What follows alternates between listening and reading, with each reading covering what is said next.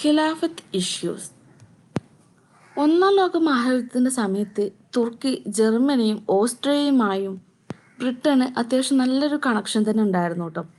തുർക്കിയിലെ സുൽത്താൻ ഇസ്ലാമിക ലോകത്തിൻ്റെ ഖലീഫയായിരുന്നു. ഇന്ത്യൻ മുസ്ലിങ്ങൾ അദ്ദേഹത്തെ അവരുടെ കൂടി ആത്മീയ നേതാവാക്കിക്കൊണ്ടാണ് കണക്കാക്കിയിട്ടുണ്ടായിരുന്നത്. യുദ്ധത്തിന് ശേഷം ബ്രിട്ടീഷുകാർ തുർക്കിയിലെ ഖലീഫയുടെ അധികാരം നീക്കം ചെയ്യുകയാണ് ചെയ്തിട്ടുള്ളത് കേട്ടോ.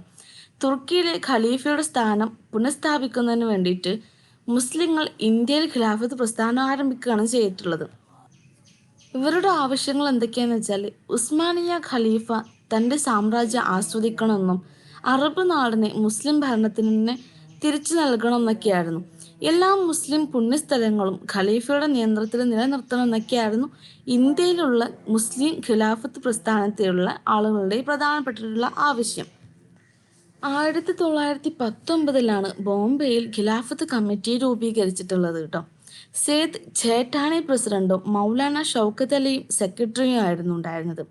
മൗലാന ആസാദ്, ഹക്കീം അംജദ്, മുഹമ്മദ് അലി, ഷൗക്കത്ത് അലി, ഹസ്രത്ത് മെഹാരി എന്നിവരൊക്കെയാണ് ഈ ഒരു പ്രസ്ഥാനത്തിൻ്റെ മറ്റു നേതാക്കളായിട്ടുള്ള ആളുകൾ. ഖലീഫയുടെ അധികാരം പുനഃസ്ഥാപിക്കുന്നതിന് വേണ്ടിയിട്ടുള്ള യോഗങ്ങളും നിവേദനങ്ങളും ഡെപ്യൂട്ടേഷനുകളും മാത്രമായിട്ട് കമ്മിറ്റിയുടെ പ്രവർത്തനങ്ങളൊക്കെ ഒതുങ്ങി നിൽക്കുമായിരുന്നു. എന്നിരുന്നാലും ചില നേതാക്കളൊക്കെ ഈ ഒരു രീതി തന്നെ തുടരുന്നതിനോട് ഒരു സാറ്റിസ്ഫൈഡ് ആയിരുന്നില്ല. അതുകൊണ്ട് തന്നെ രാജ്യവ്യാപകമായിട്ടുള്ളൊരു ദേശീയ പ്രസ്ഥാനത്തിന് അവർ ആഹ്വാനം ചെയ്തിട്ടുണ്ടായിരുന്നു. 1919 ഡൽഹിയിൽ നടന്നിട്ടുള്ള ഒരു അഖിലേന്ത്യാ ഖിലാഫത്ത് സമ്മേളനം ബ്രിട്ടീഷ് സർക്കാരുമായിട്ട് ആദ്യമായിട്ടൊരു നിസ്സഹകരണം വാദിക്കുകയാണ് ചെയ്തിട്ടുള്ളത് കേട്ടോ. ഗാന്ധിജി ഖിലാഫത്ത് നേതാക്കളുമായിട്ട് ബന്ധപ്പെട്ടിട്ടുണ്ടായിരുന്നു. അതുകൊണ്ട് തന്നെ 1919 നവംബറിൽ ഖിലാഫത്ത് സമ്മേളനത്തിൽ അദ്ദേഹം വിശിഷ്ടാതിഥി ആയിക്കൊണ്ട് അവർക്കിടയിൽ പങ്കെടുത്തിട്ടുണ്ട്. 1920 ഫെബ്രുവരിയിലാണ് ഇവരോട് ഒരു നിസ്സഹകരണ പ്രസ്ഥാനം നടത്താൻ വേണ്ടിയിട്ടുള്ളൊരു അഡ്വൈസ് കൊടുക്കുന്നത്. അങ്ങനെ 1920 ജൂൺ 9 അലഹബാദിലെ ഖിലാഫത്ത് കമ്മിറ്റി നിസ്സഹകരണം ഒരു തീരുമാനം കൂട്ടായിട്ട് അംഗീകരിക്കുകയും പ്രസ്ഥാനത്തെ നയിക്കാൻ വേണ്ടിയിട്ട് ഗാന്ധിജിയെ തന്നെ മുൻനിരയിൽ നിർത്തുകയും ചെയ്തിട്ടുണ്ട്.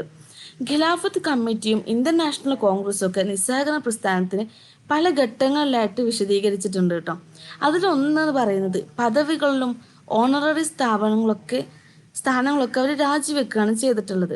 പിന്നീട് വന്നിട്ടുള്ള എന്താണെന്ന് വെച്ചാൽ, സർക്കാർ അഫിലിയേറ്റഡ് ആയിട്ടുള്ള സ്കൂളുകളും കോളേജുകളും നിയമ കോടതികൾ വിദേശ വസ്ത്രങ്ങളൊക്കെ ബഹിഷ്കരിച്ചിട്ടുണ്ടായിരുന്നു.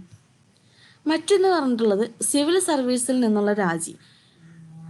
മറ്റൊരു പോയിന്റ് ഉള്ളത് പോലീസ്, ആർമി, സർവീസ് തസ്തികകളിൽ നിന്നൊക്കെയുള്ള രാജികൾ, നികുതി അടക്കാതിരിക്കുക, ഇങ്ങനെയുള്ള കാര്യങ്ങളൊക്കെ. അതായത് ഈ ഒരു പ്രത്യേകിച്ച് ഒരു ഖിലാഫത്ത് പ്രസ്ഥാനവുമായി ബന്ധപ്പെട്ട് അല്ലെങ്കിൽ ഇന്ത്യൻ നാഷണൽ കോൺഗ്രസിലൊക്കെ ഉള്ള ആളുകൾ ഈ ഒരു പ്രസ്ഥാനത്തിന് അവർക്ക് കൂടെ നിൽക്കുന്നുണ്ട് എന്നൊരു തോന്നൽ അവർക്ക് ഉണ്ടാക്കി കൊടുക്കുന്നതിന് വേണ്ടിയിട്ട് തന്നെ ബ്രിട്ടീഷ് സർക്കാരിനോട് അത്രത്തോളം നിസ്സഹകരിച്ചുകൊണ്ട് തന്നെയാണ് ഇങ്ങനെയുള്ള കാര്യത്തിൽ നിന്നൊക്കെ വിട്ടു നിൽക്കുന്നതിന് വേണ്ടിയിട്ടൊക്കെ തയ്യാറായിട്ടുള്ളത്.